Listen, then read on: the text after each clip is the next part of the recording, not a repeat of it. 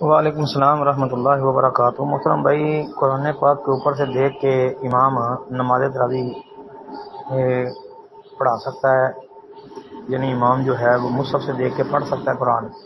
اس کے متعلق بتایا ہوا ہے کہ جو امام ہو وہ مصحف سے دیکھ کے پڑھ لے۔ اس کا جواز تو موجود ہے جی، وہ امیشہ صدیقہ رضی اللہ عنہ کا غلام لکھوان جو ہے اس کے حوالے سے بخاری میں آتا ہے، اور اہل فتویٰ نے بھی اسی کی بنیاد پر جواز کا فتویٰ دیا ہے۔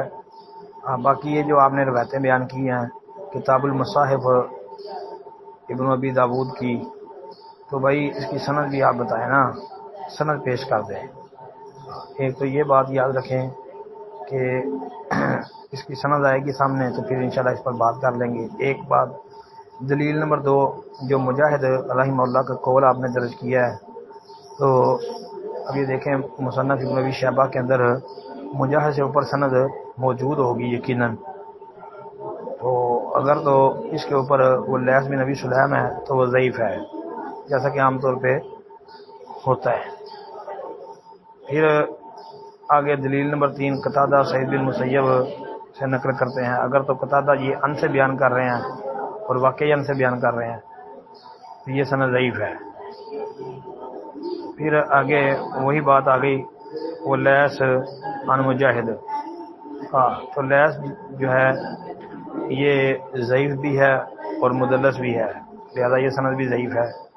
آگے اعمش ابراہیم رحمہ اللہ سے نقل کرتے ہیں، تو اعمش عن ابراہیم، اعمش بھی یہاں پر تدریس کر رہا ہے، مدلس ہے، ضعیف ہے جی روایت۔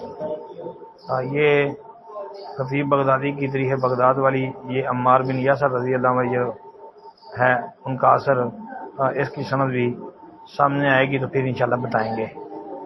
اسی طرح یہ آگے بدائع الصنائع، یہ آگے حنفی علماء کے کچھ یا دیگر علماء کے کچھ فتاوی جات ہیں، تو بہرحال یہ جواز کی حد تک تو ہے، لیکن جو مقتدی پیچھے قرآن پکڑ کے یا موبائل پکڑ کے تو سنتے رہتے ہیں، ان کے لیے درست نہیں ہے۔ السلام علیکم ورحمۃ اللہ وبرکاتہ۔